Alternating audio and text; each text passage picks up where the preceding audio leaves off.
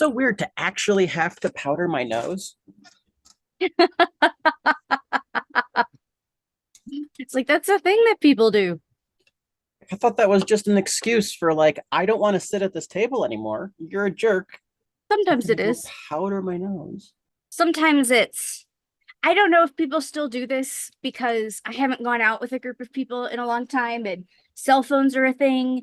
But we used to use, an excuse to get up from the table and go gossip, like make a game Hmm. plan. If somebody was potentially talking to somebody that they were interested in, download and share information, create a strategy. That sounds like a marketing plan, but I guess it kind of is when you're trying to engage in with somebody that you have romantic feelings for. Marketing plan. That's really good and really upsettingly accurate. Yeah.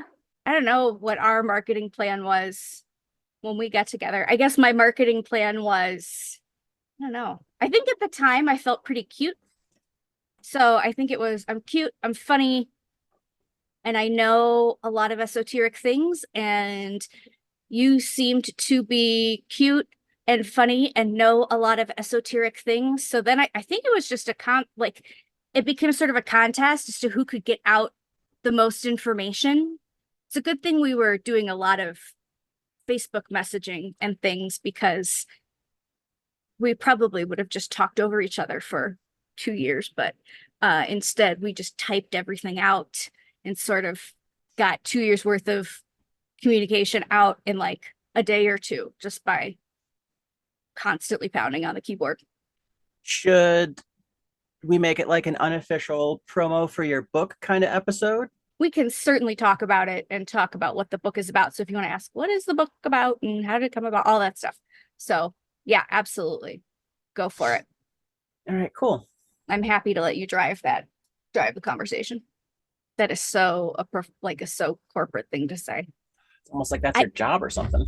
But it's like you and I don't talk like that in real life. When is the last time I said to you, you know, that you should really drive this conversation? Have I ever said that to you? No. Hmm?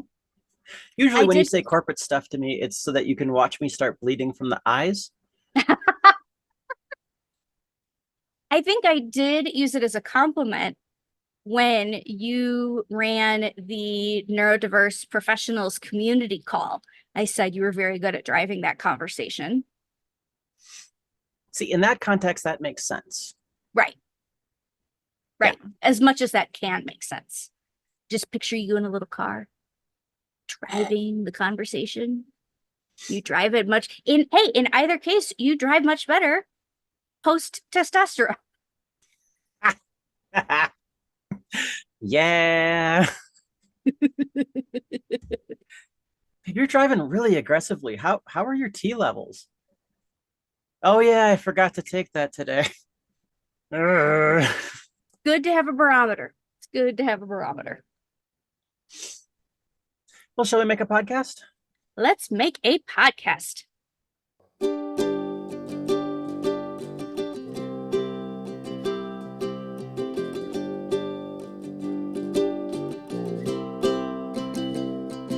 Hello and welcome into Gifted Kid, Messy Adult, a neurodiversity podcast, the show where potential went to die. I am one of your hosts, Ellie Michaels. I use she, her. I am your other host, Jessica Michaels, and I use she, they. Feeling they day today? Feeling they day today. Cool. Well, today we are talking about anxiety and procrastination, specifically the kind of high level freeze that can happen to neurodivergent individuals when faced with a task that seems overwhelming to the point where we just push the task back and back and back and back until it just gets worse. So why are we talking about that today, Jess?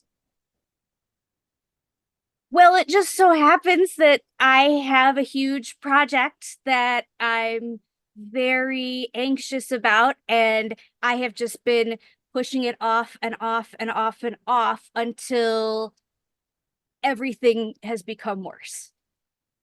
Oh, okay. What project is that? So I have written a book. Well, I've written the draft of a book. You have edited the draft of the book. But now I have to read it one final time before it gets sent off to the line editor. And so this is like my last chance to make any substantive changes to the book. And I have had it in my hands for 2.5 weeks. Well, And I need to get it done ASAP. And I have not been able to do that yet. interesting. Well, what's your book about? Where'd you get this idea? What's going on? Tell me all about it. So the book is about neurodiversity, shockingly, but it is specifically about neurodiversity at work.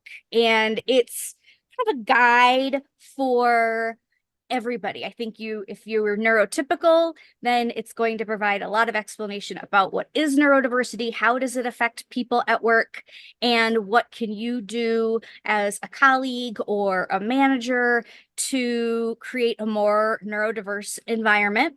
And then if you're a neurodivergent person, I think it does have some good information about kind of like the mechanics of the neurodivergent brain and how that can affect you at work, because not everybody knows how their ADHD or their autism might be affecting them in the workplace.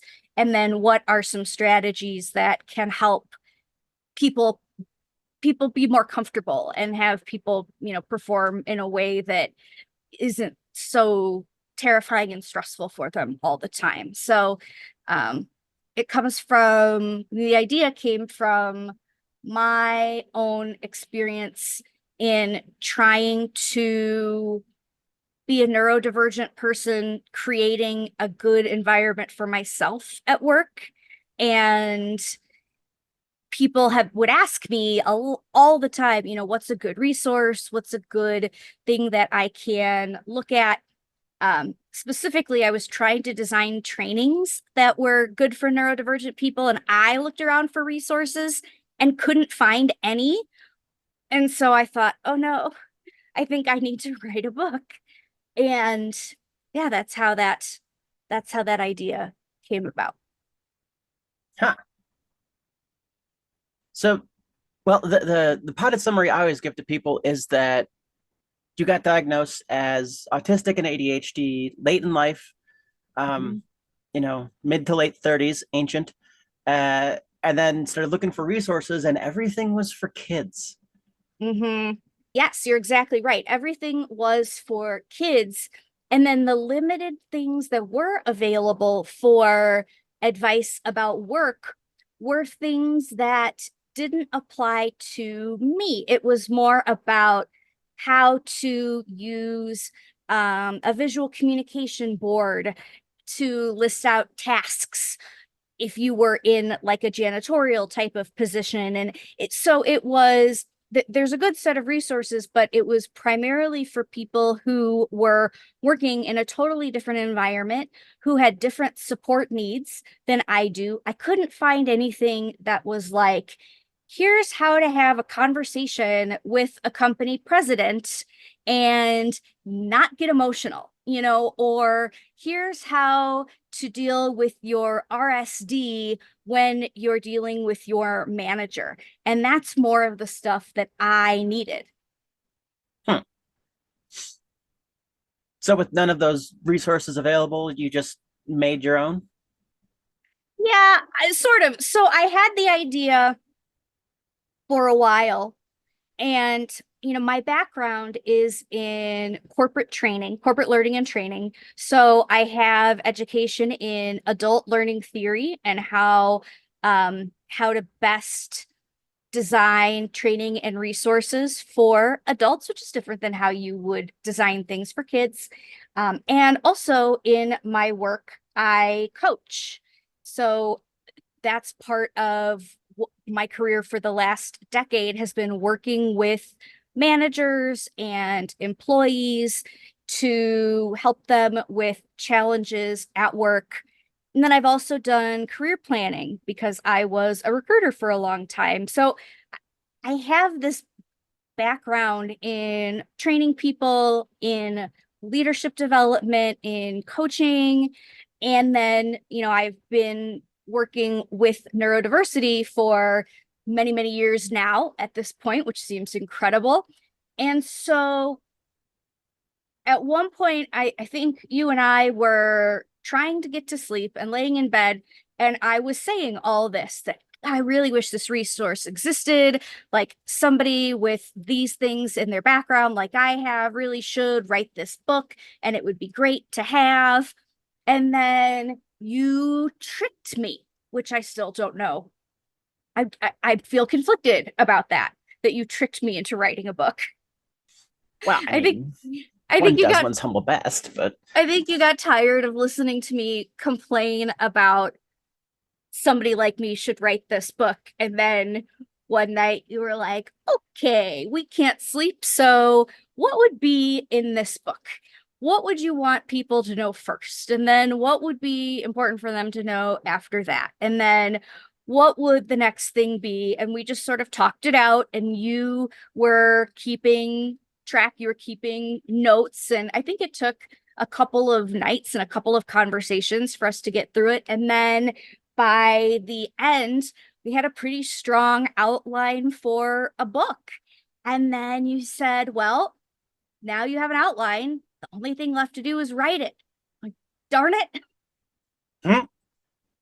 I guess that is true. But I was scared to take on a project like that, especially to have that I was taking on a project like that, because historically, neurodivergent people, great project starters, not great project finishers. yeah. And I know that, uh, in the past, I had worked with a lot of coaches who weren't neurodiversity coaches or weren't familiar with neurodiversity.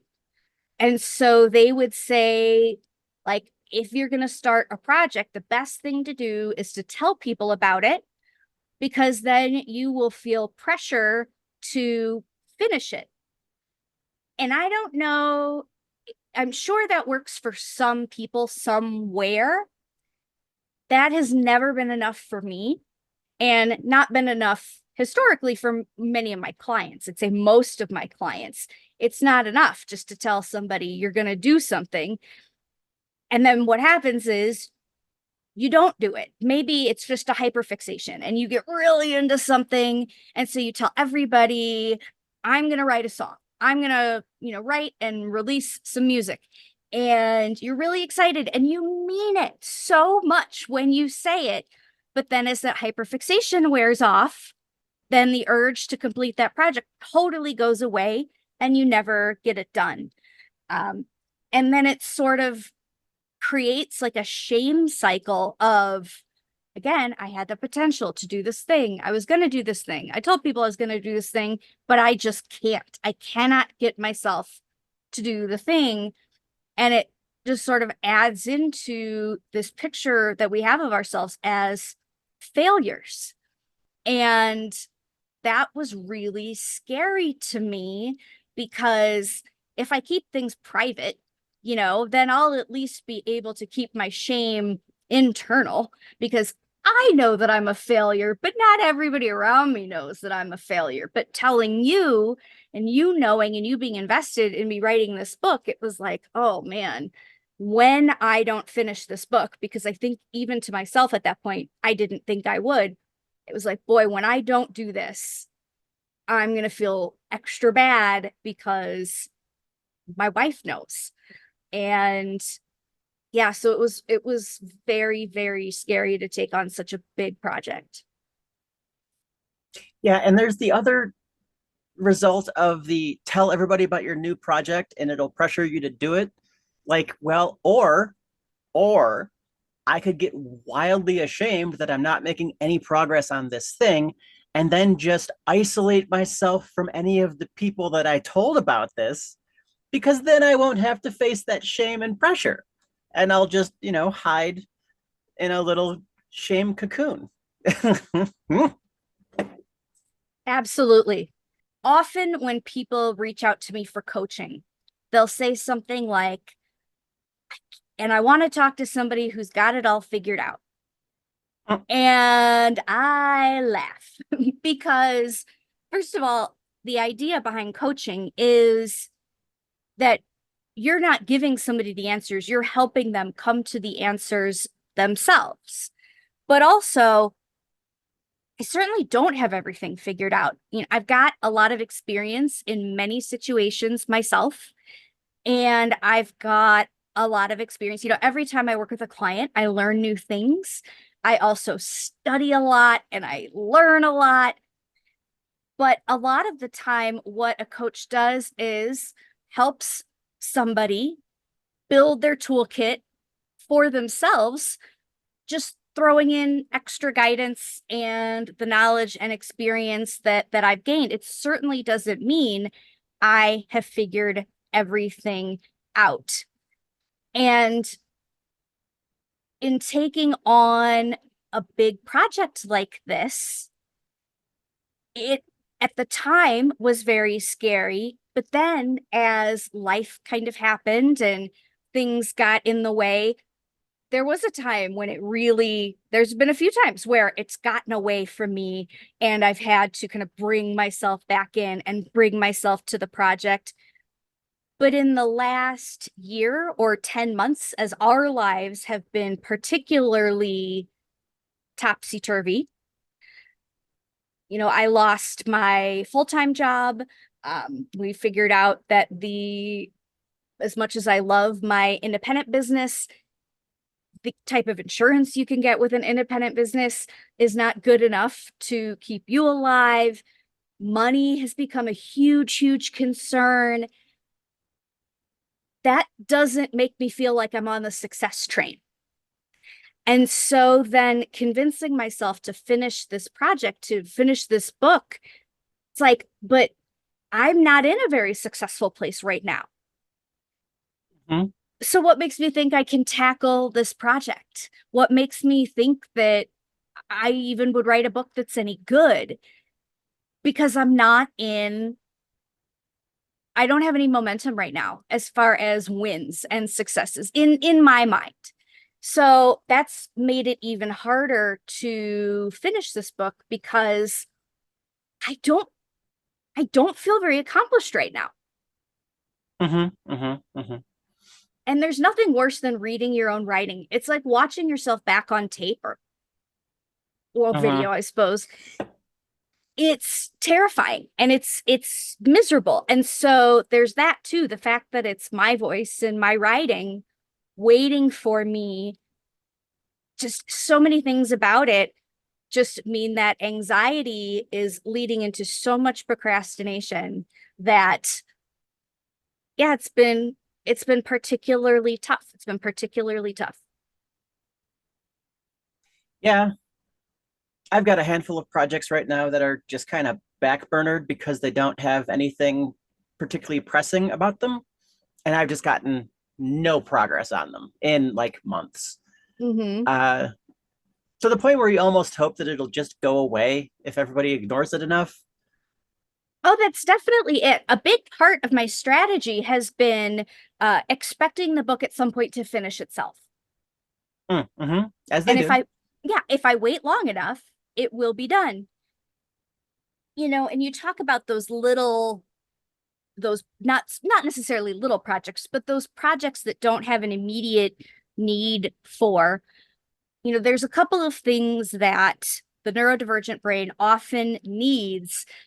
Because really what we're talking about here is executive function challenges, right? Executive function is our ability to just do stuff, finish stuff, plan stuff.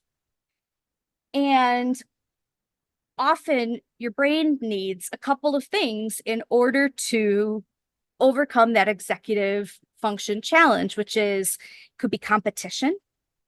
It could be novelty, like we talked about, that hyperfixation, right? It's something new and cool. So if I can get something done in this period of time while it's still new and cool, could be an area of deep interest. or it could be pressure. So that could be a deadline, something that is forcing you to get it done. And without one of those motivating factors, your brain can't kick itself into gear. And that's when we talk about, I just couldn't get it done. It's not that I didn't want to. And in this case, it's not that I don't want to. It's that, there really aren't any of those factors that are pushing me. Yeah, I want to sell books. Of course, it'll be good for us monetarily, hopefully, but there isn't a deadline. This publishing company will wait for me as long as I take. And so I could put it off. And yes, neurodiversity is an area of deep interest, but it's also work. It's also something I'm supposed to do. And anything that I'm supposed to do, I automatically pull back from, especially when I'm in an anxious place, which I am. So knowing that I should do it makes it worse. It makes it harder. Mm-hmm. Mm-hmm. Yeah, this is one of the areas that proved to me unequivocally that my ADHD meds are working, because I've got stuff I need to do and it's stuff I'm supposed to do, and I'm the only one who's going to get it done. And I'm able to just sit down and do the things, which is amazing and novel. And it's not all of the things immediately. There's still a handful of stuff I need to push to get done. And it's not perfect, but it's way better than it was. And it's really, really noticeable. And it's like, you have to do these 3 things every day of the week. What? How would I, what? I can't get myself to shower every day of the week. It's like, well, here's a great big board, and here's this, each thing broken down into a small chunk, and here's some, a small dose of meth, and here you go, off you go. And I think also part of it is that it's not specifically just for me. A lot of the work is actually for you. And it's that neurodivergent hack of, I can't do the thing for myself, but I can do it for my wife. Oh yeah, totally. Yeah, no, it really is amazing when you find something that works, and then it sort of makes you go, wait, other people just have this? Other people can just do this? Because for a lot of us, there hasn't been a time when we aren't struggling. So to know that other people can just do things is amazing. And it gives you a lot of perspective, because when we talk about potential, it's like, well, yeah, but other people aren't fighting through these challenges to the degree that we are. Other people don't become paralyzed by things, that their brain just puts a blocker on. It's not a question of, oh, I want to do it. It's a question of having a brain that says, absolutely not. No matter how much you want it, no matter how good it would be for you, no matter how bad the consequences will be, no, you just can't. And medication for people who have ADHD, medication can be a huge help for executive function. I'm still working to find an ADHD medication that I can afford, that is in stock, that helps me, because that's a challenge too. It's not just, oh, take some Adderall and everything is okay. For some people, it really is a process to find something that works for you, works for your brain, and is something that you can reliably have access to and can afford. And so there aren't always easy answers to these things. And, I think on a podcast like this, yes, we definitely want to talk about things that work and talk about things that help and talk about ways that people can overcome these challenges. But I think it would be disingenuous of me to not share exactly when I am struggling and with all of the tips and tricks and things that I know about neurodiversity and neurodivergent brains. That isn't always enough to keep me from having these challenges and issues myself. So there isn't a neurodivergent person out there, I don't think, that isn't struggling at some point. And sometimes those struggles are big and gnarly. And this just happens to be one of them. So, I know that there's some vulnerability here in sharing all of this, but I think it's important. I think people need to know that there are other people that are really struggling, even if it's somebody who, in theory, you would think would have it all together. That just isn't the case. That isn't how it works. So, yeah. So this is what's happening. Well, I think that you should give yourself a little bit more credit because it's none of us have it all together. It's kind of the first and most comforting thing that you learn about being neurodivergent is that other people are too. They're facing the same kind of challenges, and none of us are super perfect and good at it. But one thing that you and I do have is that solid toolbox of methods and tools to help overcome our challenges. And one that you and I specifically have is accountability, where, yesterday you told me your job today, as in Monday, is book all week. Book is your job. That is your focus. And, more hundreds of job applications. And so we're talking about it on the podcast today. And for the rest of the week, I'm going to be poking you and going, hey, are you making any progress on your book?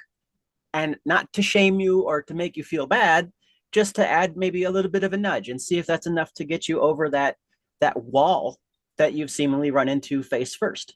And, Mm-hmm. maybe if we need to reclassify it as you doing this specifically for me, you want to keep me alive.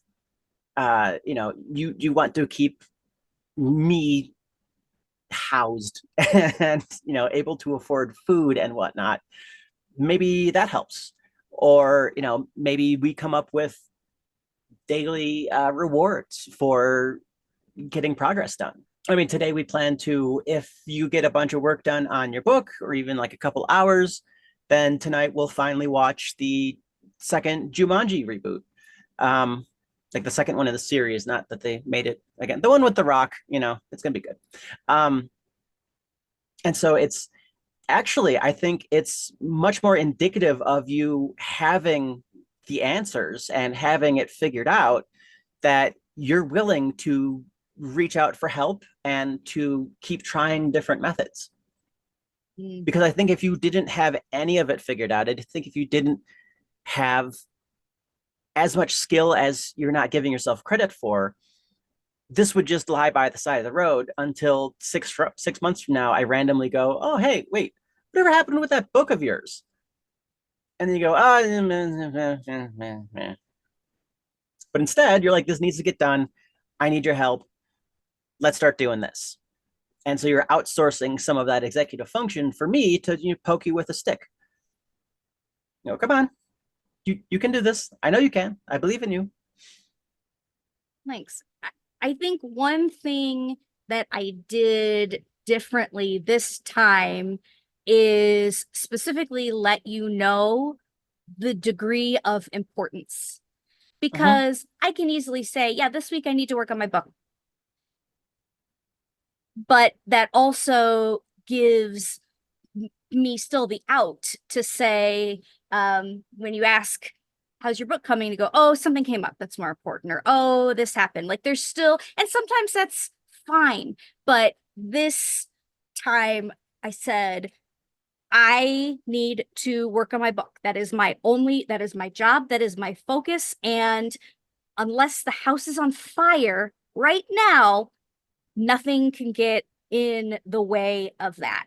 And so by communicating the importance, then you were able to say, okay, so I should really, really prod you, or I should be, that's because we don't always come up with a reward system. Sometimes it's enough to say, hey, I'm going to work on this. But I think that helped you kind of rise to a level in accountability partnering that is reserved for the big, huge things that really have to get done. Because we don't always record a podcast about whatever project we're working on. There isn't always a reward system. There isn't always I'm not going to take other excuses, or if I want to run to the grocery store, maybe that's not the errand for me to do. You can be kind of more on top of things than I think you normally would with any other type of project. Did you feel that? Did it feel different to you? Yeah, no, I definitely felt the level of importance just because by its nature, this isn't something that we do all too super often of like, hey, I need you to push me to get this thing done. And also we've been pushing and I don't want to say struggling, but kind of struggling on this together. I have difficulty just straight up reading a lot because my eyes want to skip down to like 2, 3 sentences later. Um, but you needed me to edit and proofread. So I edited and proofread. And now we're at the next step where we just got to do that one more time. And then we might be done with this. And that's very exciting and very scary. Mm-hmm. And so I'm glad that we're trying to conquer this together. Yeah. I think definitely accountability partnering is a huge part of this strategy. I think for me, it was admitting that if I don't bring in some accountability partnering or some other tools and tactics, this will never get done. And Mm-hmm. I do want it to get done for sure. Also, as you mentioned, kind of reframing it for myself is another strategy that I'm employing. Yes, I want to get this done for me, but also I know that there are people out there right now who are designing trainings that could be more effective, or there are other people like me who are at work right now in really challenging situations, and maybe I have some information that could help them kind of de-stress and make their lives a little bit better. Also, this when this does get published, the publishing process still takes quite a long time, so it'll still probably be another 6 months or so from when we're recording this. But when you have that, because you're working on the marketing for our business, when you're able to say, Jessica Michaels, author of this book, that gives you more credibility when you're reaching out to people for business opportunities. And so in a way, it is helping you make your life easier. And that's really important to me. So it's accountability partnering, reframing, also rewarding, as you mentioned today. If get a significant amount done, then we're going to watch Jumanji, which is something that we've been talking about for a lot, for a long time. And so there are daily rewards we're building in, which is another strategy. And I think another thing that I'm going to be doing is, I'm thinking about the things that I have done, because it is easy to get trapped into this negativity, into this just things are really challenging right now. Things are frustrating, and letting that anxiety lead the way is very easy. But thinking about, I have done things that are hard. I did publish a course on Udemy, which was the culmination of a huge project. And I did it at one of the most stressful times in our collective lives. I have done things that are hard at difficult times in our lives. And so I know that I can do this because I've done other things. I'm not totally worthless and totally useless, which is what my brain wants to shout at me. So there are a number of strategies that I am employing to tackle this project for sure. And I'll get it done. It's not necessarily that one of them will eventually work, it's that all of them together will eventually work. And as long as you just keep pushing and keep trying different ways and don't give in to the doom and despair, you will get there. That's exactly right. Often we are looking for one solution, and sometimes that works. One tool does it, and you're able to, you solve the problem. Other times, like this, it's trying many different things and each of them helping a little until you're able to tackle the challenge. And there's also a big part of this for me is being nice to myself when I fail. I originally was going to do this yesterday. I had this all set up, this plan that over the weekend, Sunday was going to be my day. It was going to be the book day. And it didn't happen. It just didn't happen. Normally, that could very well derail me and go, oh, since it didn't happen on Sunday, since I failed Sunday, there's just no point in even trying again or even starting again. Instead, going, okay, yeah, Sunday didn't happen, but that's okay. Monday is fine. You still have today, go for it.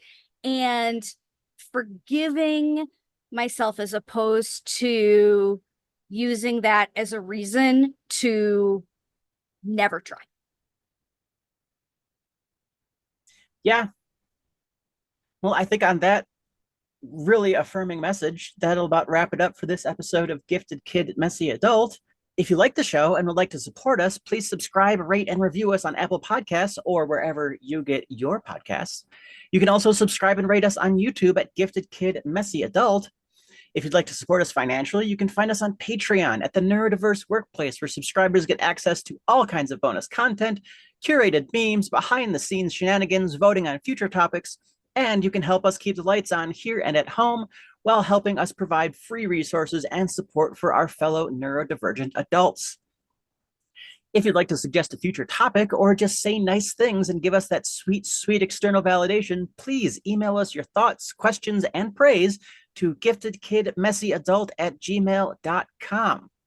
You can also support us by checking out our GoFundMe to help pay for our medical expenses and keep me alive.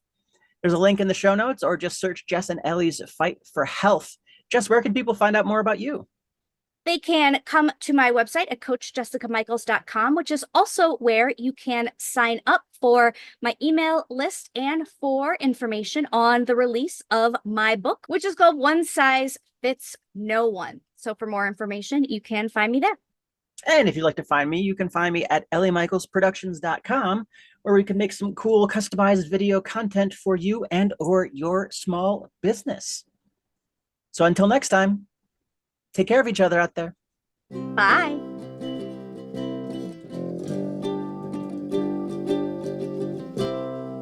Ooh, lunchtime. You know what time is for me? Book time. Book time. All right. You got this.